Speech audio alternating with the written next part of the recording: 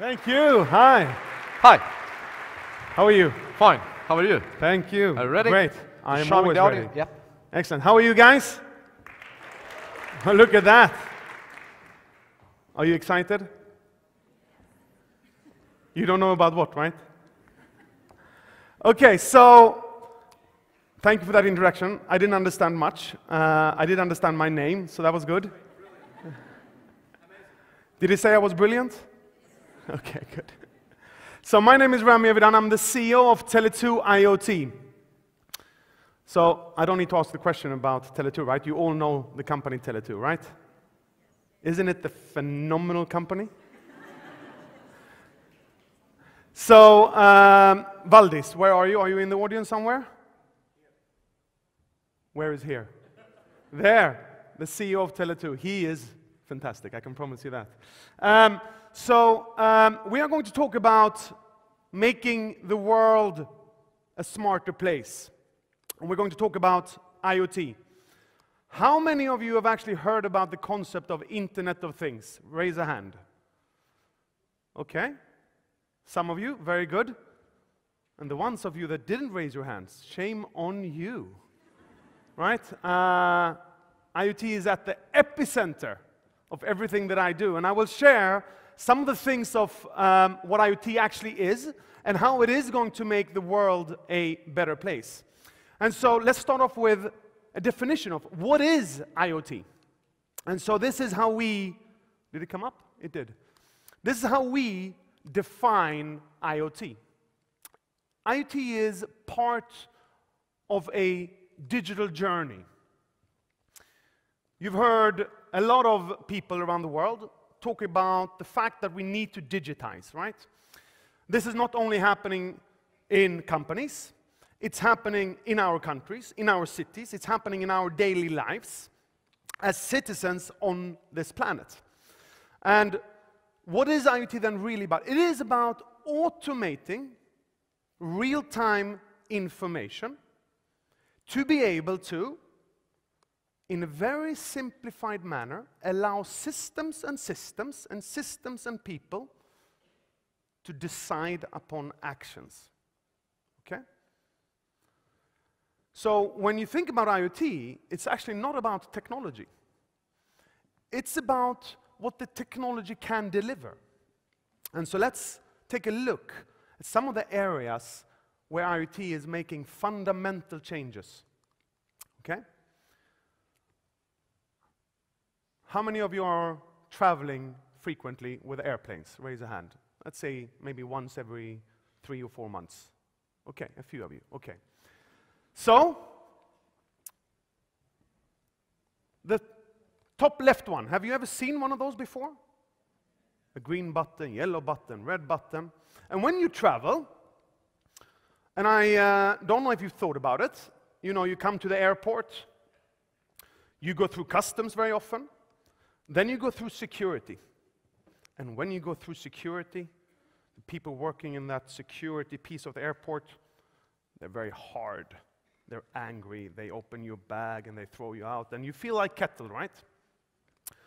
And so a company based out of Croatia called Happy or Not decided to try to change behavior. So what did they do? They built this little machine with these faces on it, with different colors. And then they went to the airports. And they spoke to the airports. And they said, don't you want to improve the customer experience of actually coming and utilizing the airports? The airport said, yes, we want to do that. How should we do it? So what they did, they went, and very often at these airports, the security personnel at the airport is actually not an employee of the airport. They're insourced from a security company.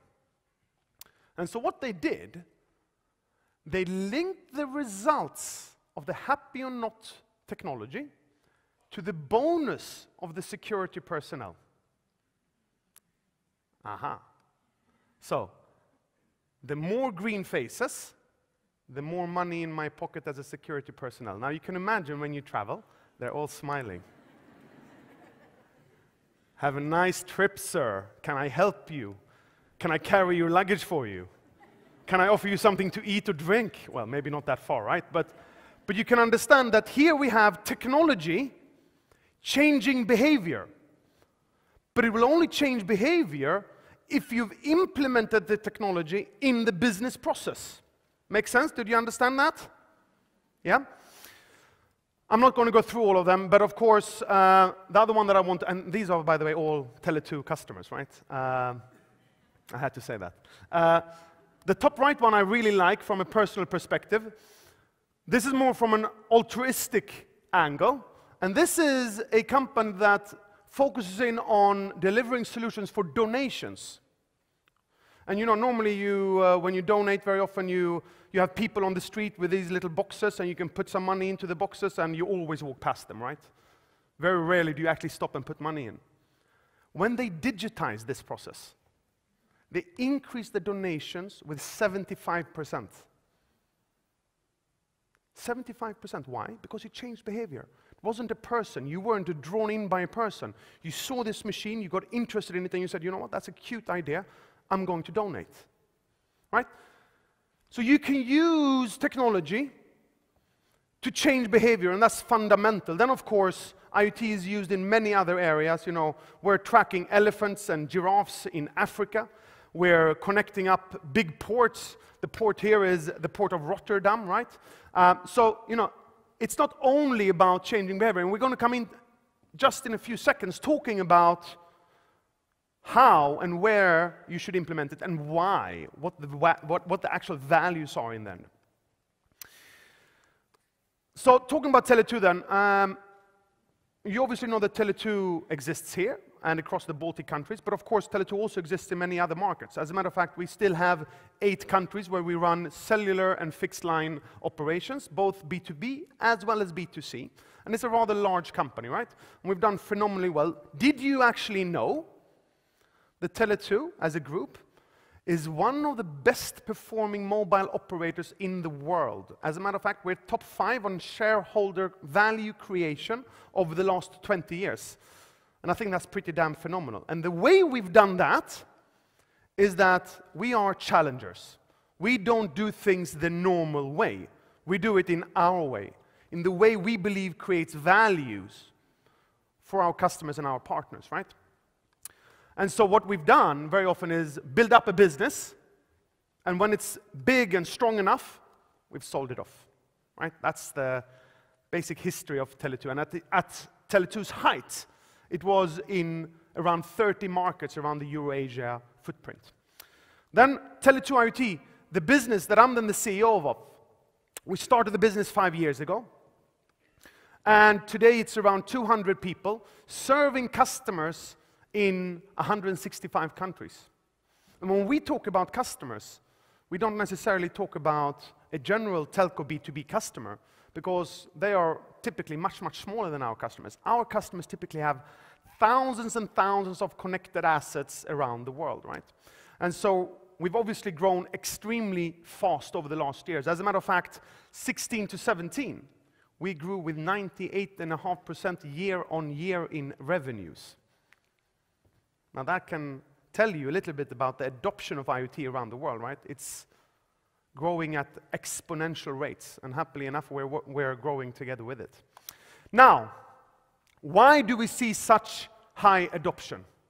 Well, it's on the back of the fact that there are a lot of macroeconomical aspects that are taking place that I don't think that we think about all the time. How many of you have heard about the Overshoot day? No hands? Seriously, guys? No hands. Okay.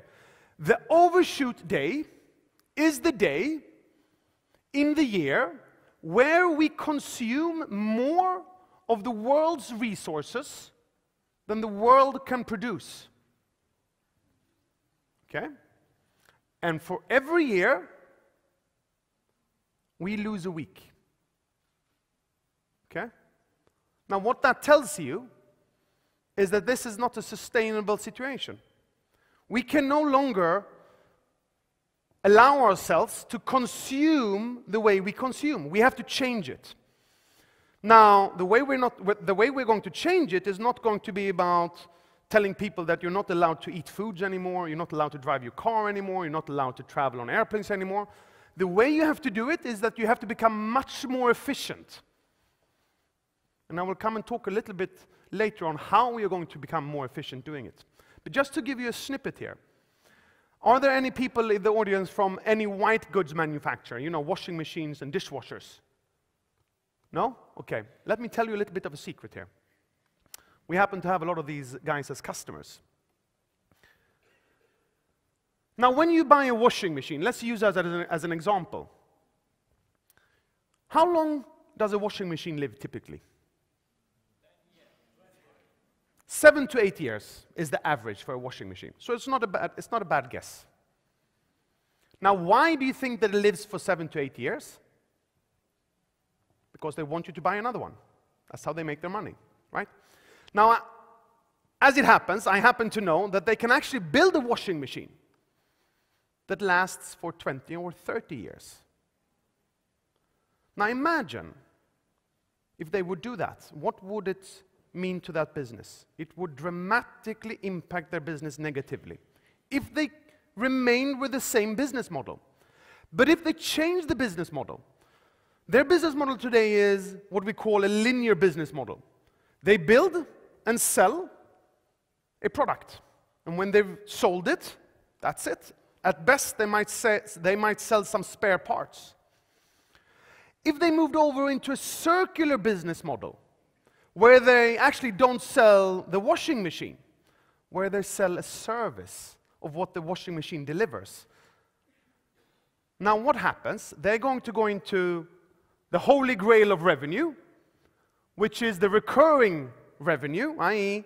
every time you sell the service, you're building up a revenue stack of users using your solutions. Now, of course, in that model, it's in their interest not to actually produce another washing machine, because they want you to be able to use the same washing machine, the same cost for a much longer period of time. That's how they will make their money, right? So what we're now seeing a huge trend of is a shift from these linear business models into the circular business models. Make sense? Do you understand? That's when you say yes, we understand. Okay. Good. Now, of course, there are lots of other macroeconomical aspects that we also need to understand, right? We're living longer. We're becoming many, many more people on this planet. And we're becoming sicker, right? We're actually not becoming healthier, although we believe we are because we live longer. But we live longer for a lot of other reasons as well. But we also have a lot of new diseases that we have to take care of. Now, these are exponential problems. And exponential problems needs exponential solutions. Now, technology is not the only solution available out there, but it's absolutely a big part of solving some of these macroeconomical aspects that we're seeing around the world. Now, let's focus in on B2B for a bit here, right? Now, if we go back to the white goods manufacturer, right, they're going to make this shift from selling products to selling services. That is fundamentally going to change its business, right? It's going to fundamentally change everything about them. It's going to change how they sell, to whom they sell, how they deliver, how they produce, where they produce. It's going to change their profit and loss statement. It's going to change their balance sheet, right? This is an arduous and very, very difficult process to go through.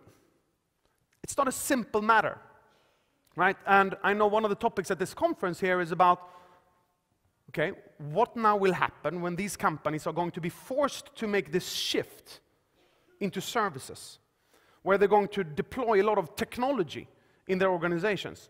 Isn't that going to mean that a lot of people are going to become jobless?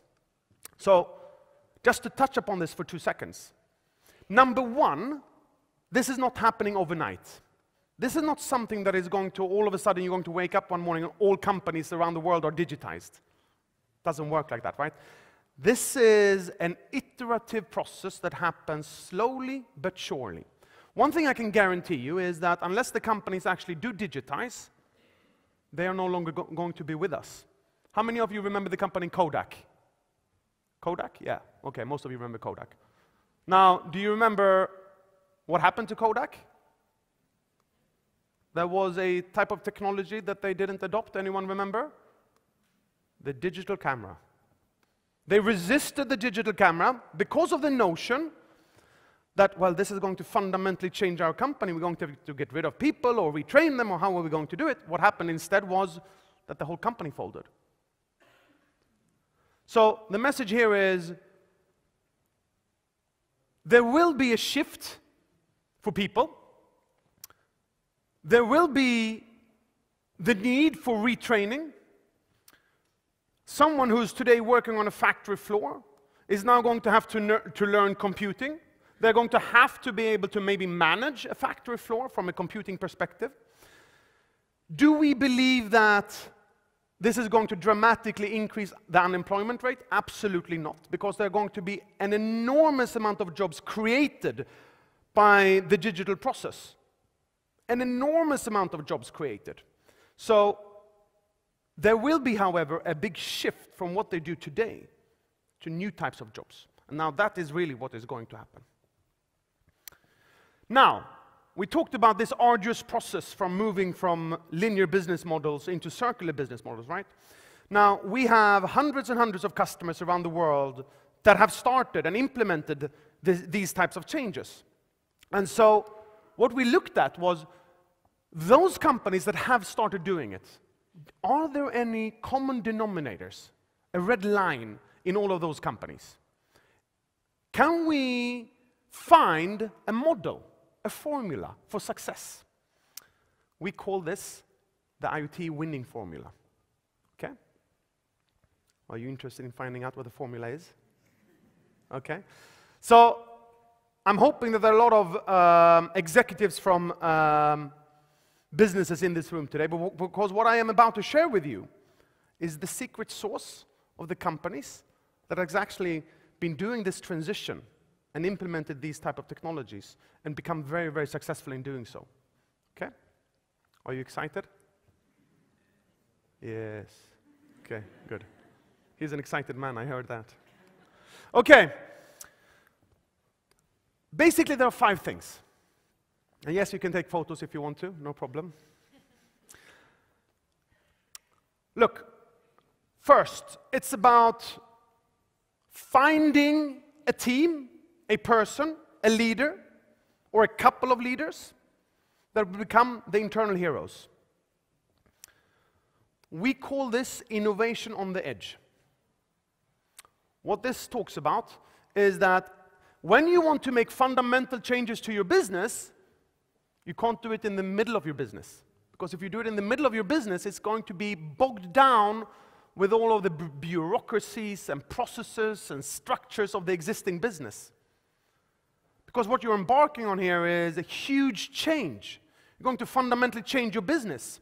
So you have to do it on the edge, and you have to create a team of entrepreneurs that are sitting outside of the company or on the edge of the company to be able to ignite and start this change process. So that's the first thing that all of these companies did. The second thing that they all did was that they had complete and utter buy-in from all top management. And even if there is someone in the top management that actually doesn't agree, he or she will have to get in line. Because if you don't achieve that, and you have people in management that resist the change, it will never, ever happen. So that's the second thing, complete and utter management buy-in.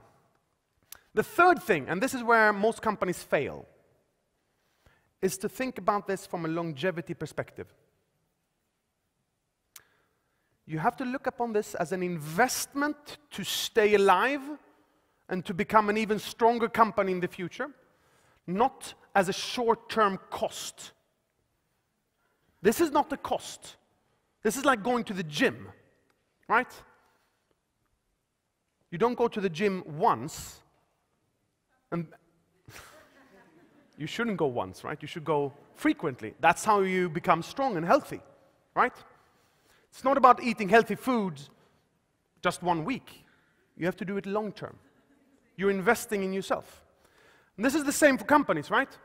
You have to look upon this from a long-term perspective. The fourth,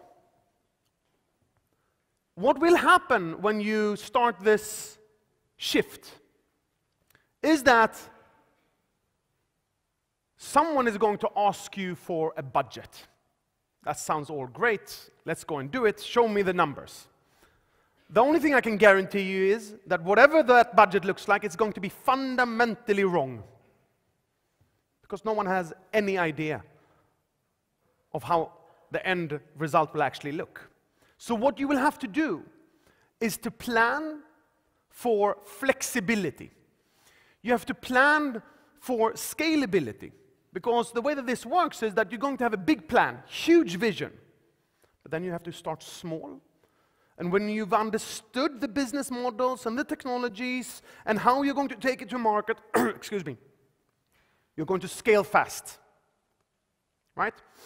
That means that you have to think about not locking yourself down with huge investments into technology or hiring a lot of people. You have to allow yourselves to stay nimble, to allow for your company to, for a very long period of time, be very agile. So scalability and flexibility are crucial for these companies that have been able to be successful. And then finally, of course, it is about connecting the dots. And now, what do we mean with connecting the dots? Number one, it's about you are not going to be able to do this yourself. You're going to have to build an ecosystem of lots and lots of different players around you to help you go on this journey, right? We call this connecting the dots. That means that you're no longer going to have vendors selling you stuff that you're going to have to pay a lot of money for. You're going to reverse the model. You're going to create partnerships. You're going to demand the vendors of today to take the risk with you.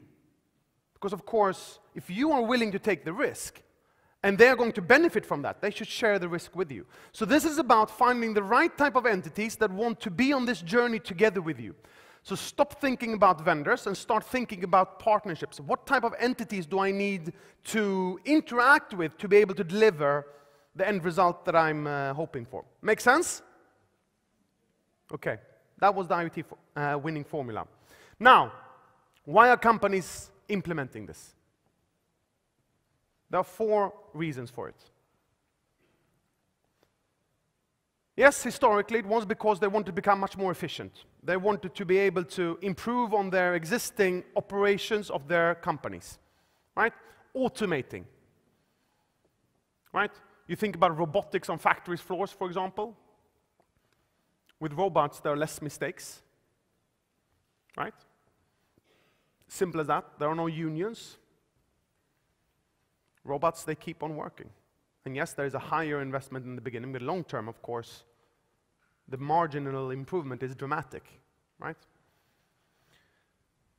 So of course, it was about becoming much more efficient. But of course, as these companies implemented these types of technologies, they also realized that it's not only about becoming much more efficient, it's about finding new revenue streams, moving from that linear business model into the circular business models, right? Going into services. Right? Now, when you go into service, of course, when you don't longer sell a product, when you sell the outcome of the product, of course, you need to have a very clear view and understanding of the quality of that product. Right? And that allows and means that you have to have a very strong handle on the service that you're offering, because you're now going to have to deliver an SLA, service level agreement. You're going to have to promise certain quality. So what happens automatically is that you have a dramatic increase of the quality that you're delivering to your customers. And that leads to the 4th very important value of why companies are implementing these things. And we call this customer intimacy. Customer intimacy is really about, and you all know companies such as Google, Facebook, LinkedIn, right? Right? Yes? Okay. Now, what is it that they actually do? They make money on knowing everything about every single one of you. They are able to monetize the information that they have on you. That's their customer intimacy, right? They know before you even know it yourselves, what you will want tomorrow. And the way that they calculate that is through statistics. Because they have such a huge number of customers that they can amass all that information and get a picture of the future. Now, customer intimacy is going to be fundamental, especially for companies living in the Western world. Historically, we've been talking about, the Indians and the Chinese manufacturers. Yes, cheap products, but pretty poor quality. No longer the case, right? Today, cheap products, but very, very good products. So the only way that Western companies are going to be able to stay competitive long term is, of course, if they have a very strong relationship with the customer, where you build customer intimacy. Now that we believe is going to be the true value that is going to be created long term when implementing these types of technologies. Now, let's quickly take a look at one industry that has been doing just this without you even thinking about it. Are you excited? Okay, good. Look, the automotive industry. Most of you here in the audience either own a car or have access to use a car, right? You've heard over the last couple of years, all of the automotive manufacturers are talking about carpooling, car sharing, autonomous driving cars. And what they say is, we're doing this for the environment. We're doing this for less deaths on the roads, right? That's what they're saying. But what is the underlying reason? Why are they doing this? Why are they spending billions and billions of euros connecting up all of these cars, trying to change the business models? Is it to be nice? Of course not. They're doing it to make more money. And the way that they're going to make more money is in a couple of ways. Number one, they're going to be able to monetize their core asset, the car, not only from transporting you from point A to point B, they're going to be able to monetize for services during the transport from point A to point B. And B, of course, if you think about how these OEMs are selling their cars, they sell them through dealers. And 98%, I think, of all of the car manufacturers don't actually own their own distributors. Now, when I buy a car, and yes, I do from time to time, the way I do it is I have a dealer, and John at the dealer, he's my dealer. I like John. We have a nice time together. We play golf once in a while together, right? He invites me when new cars comes into the showroom. I get to drive it. Maybe I bring my wife, and we have a nice little jolly ride. He throws in those extra winter tires. Now, if John today sells an Audi, then they decide to change brands to BMW or to Volvo, there is a very high likelihood that I will actually change brand because my relationship is with John. So what they're trying to do here is to create customer intimacy. Make sure that you as a consumer of their product are staying close to them as a brand rather than to the dealer and to John at the dealer, right? So this is about ensuring long-term sustainability of their business and to be able to increase their margins long-term. Make sense? Scary sense, but sense, right? Now, the way that they're going to deliver on this long-term, of course, is that they need a lot of technology. Why? Because to be able to deliver on autonomous driving cars and services in the car and car sharing and carpooling, they need real-time data.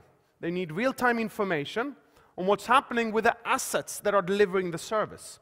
Now, for that to happen, then, of course, they need a lot of technology to be implemented, and, of course, all of the vehicles needs to be connected, right? Using the Tele2 infrastructure. As a matter of fact, do you know that we have here, I think we have now close to 5,000 Audi cars connected on the streets, which is pretty damn phenomenal. Across Europe, we're catering to around now north of 500,000 connected vehicles, which Which is pretty damn cool, right? So these things that we've been talking about is not only a vision or a story that may or may not happen. It's actually happening right here, right now. And so it's time for you all to, if you haven't already started looking at it, to actually do just that. So finally, going digital is happening right now. You know,